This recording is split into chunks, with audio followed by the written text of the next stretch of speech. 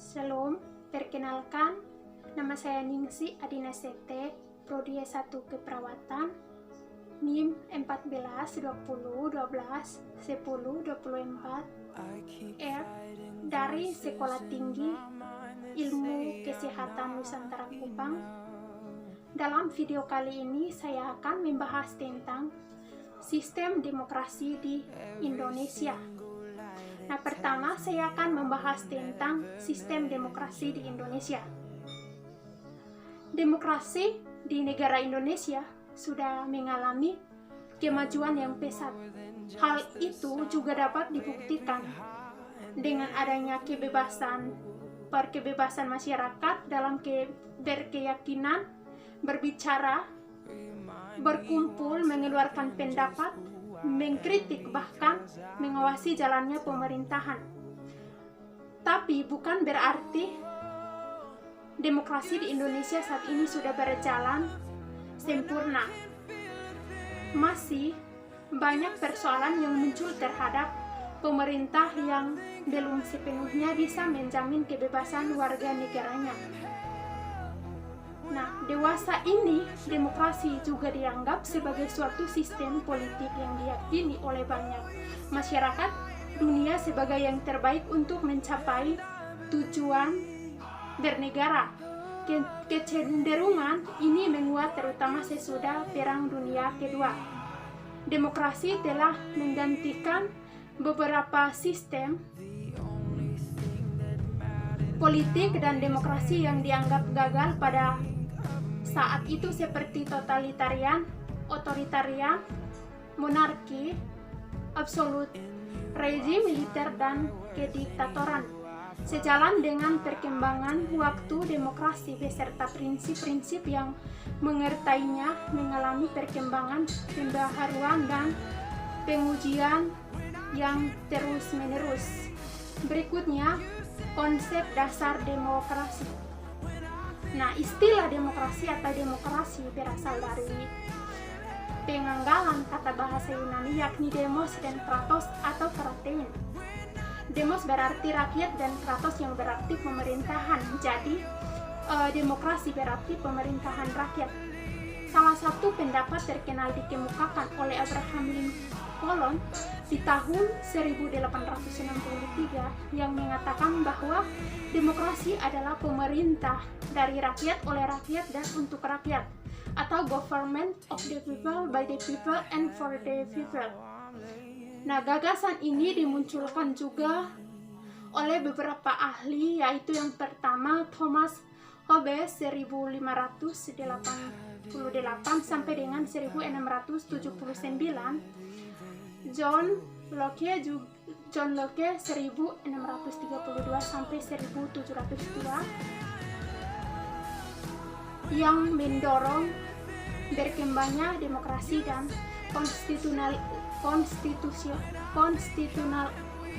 konstitusionalisme di Eropa dan Amerika Utara. Monarki adalah bentuk pemerintahan yang dipegang oleh seseorang sebagai pemimpin tertinggi dan dijalankan untuk kepentingan rakyat banyak. Aristokrasi adalah suatu bentuk pemerintahan yang dipegang oleh sekelompok orang yang memimpin dan dijalankan untuk kepentingan rakyat. Tirani adalah suatu bentuk pemerintahan yang dipegang oleh seseorang sebagai pemimpin tertinggi dan dijalankan untuk kepentingan pribadi. Oligarki adalah suatu bentuk pemerintahan yang dipegang oleh sekelompok dan dijalankan untuk kelompok itu sendiri. Berikutnya, pemerintahan republik adalah pemerintahan yang dipimpin oleh seorang presiden atau perdana menteri.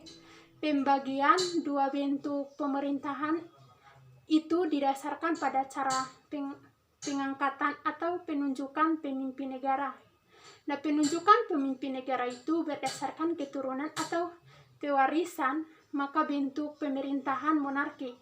Sedangkan bila penunjukan pemimpin negara itu berdasarkan pemilihan, maka bentuk pemerintahannya itu adalah republik. Berikutnya, suatu sistem politik disebut demokrasi apabila para pembuat keputusan kolektif yang paling kuat dalam sistem itu dipilih melalui pemilihan yang jurdil. Sedangkan sistem politik demokrasi meliputi sistem totaliter, otoriter, absolut, rezim militer, sistem komunis, dan sistem partai tunggal. Demokrasi ini juga merupakan lawan dari sistem politik otoriter, absolut, dan totaliter. Berikutnya, prinsip dari sistem politik demokrasi adalah yang pertama, pembagian kekuasaan eksekutif, legislatif, yudikatif berada pada badan yang berbeda. Yang kedua, pemerintahan konstitusional. Ketiga, pemilihan umum yang bebas. Keempat, partai politik lebih dari satu dan mampu melaksanakan fungsinya. Yang keenam, manajemen yang terbuka. Ketujuh, pers yang bebas. Dan yang kedelapan atau terakhir, pengakuan terhadap hak-hak minoritas. Berikutnya, perlindungan terhadap hak asasi, peradilan yang bebas dan tidak memihak, pengawasan terhadap administrasi negara, kebijaksanaan pemerintahan dibuat oleh badan perwakilan politik tanpa paksaan dari lembaga manapun, penempatan pejabat pemerintahan dengan sistem, dan konstitusi undang-undang dasar yang demokratis. Berikutnya, ada 8 nilai demokrasi, yaitu yang pertama, penyelesaian pertikaian secara damai dan sukarela, menjamin perubahan secara damai dalam masyarakat dinamis, pergantian penguasa secara teratur, penggunaan paksaan sedikit mungkin, pengakuan dan penghormatan terhadap keanekaragaman, peningkatan keadilan, memajukan ilmu pengetahuan, dan pengakuan penghormatan atas kebebasan. Berikutnya, prinsip-prinsip dan indikator demokrasi. Nah, ada 2 dimensi utama demokrasi, yaitu yang pertama, kompetisi yang bebas di antara para kandidat dan partisipasi bagi mereka yang telah dewasa memiliki hak politik. Nah, demokrasi memiliki 2 ciri, yaitu yang pertama keadilan dan yang kedua kebebasan.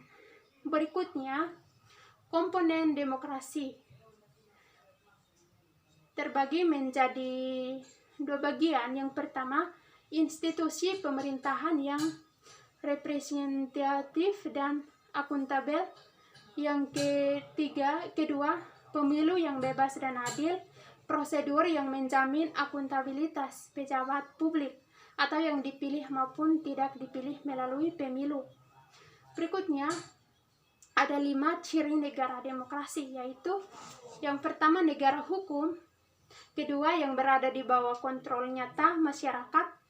Yang ketiga, pemilihan umum yang bebas. Yang keenam, prinsip mayoritas dan adanya jaminan terhadap hak-hak demokratis. Berikutnya, komponen demokrasi. Nah, komponen demokrasi terdiri dari 6 tema, yaitu yang pertama, pemilu yang bebas dan adil. Yang kedua, partai politik yang demokratis. Yang ketiga, hubungan sipil militer. Yang keempat, transparansi dan akuntabilitas pemerintahan. Yang kelima, supremasi hukum. Dan yang keenam, desentralisasi. Nah, berikutnya perjalanan demokrasi di Indonesia. Nah, demokrasi di Indonesia telah menghasilkan sejumlah kemajuan, berarti dari segi prosedural, pemilu legislatif, pemilu presiden hingga pilkada dapat berlangsung dengan bebas, transparan, demokratis, dan paling penting dalam suasana damai. Berikutnya, check and balance di antara lembaga-lembaga eksekutif dengan legislatif berlangsung sangat dinamis. Kebebasan berpendapat dan berserikat jauh lebih baik dibanding masa Orde Baru. Dipenuhinya beberapa kelemahan dalam batang tubuh Undang-Undang Dasar 1945. Berikutnya, demokrasi yang menerapkan konsep negara hukum, yaitu yang pertama, hukum melandasi pelaksanaan demokrasi. Untuk mengembangkan kebebasan yang demokratis, tidak bisa dengan meninggalkan hukum. Berikutnya, tempat hukum kebebasan itu akan mengarah pada perbuatan yang anarkis. Pada akhirnya perbuatan itu meninggalkan nilai-nilai demokrasi. Untuk mewujudkan demokrasi yang berdasarkan hukum itu tidak bisa dapat lepas dari perlindungan konstitusionalisme, badan peradilan yang bebas berpendapat, berserikat, dan kesadaran kewarganegaraan. Nah, demokrasi yang menjamin otonomi daerah. Berikutnya, demokrasi dengan kesejahteraan rakyat. Yang pertama, demokrasi juga mencakup dalam bidang ekonomi.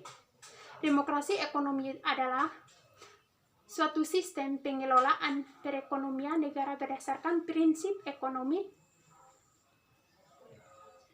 Perekonomian harus dijaga dari persaingan bebas tanpa batas melalui peraturan perundang-undangan. Negara juga mengambil peran yang cukup dalam usaha mewujudkan kesejahteraan rakyat. Berikutnya, demokrasi dengan pengadilan yang merdeka. Pertama, pengadilan itu tidak boleh dipengaruhi oleh siapapun, namun hakim wajib mempertimbangkan keadilan yang berkembang di masyarakat. Sistem pengadilan yang merdeka itu memberi peluang seluas-luasnya kepada semua pihak yang berkepentingan untuk mencari dan menemukan hukum yang seadil-adilnya. Berikutnya, pelaksanaan demokrasi di masa reformasi.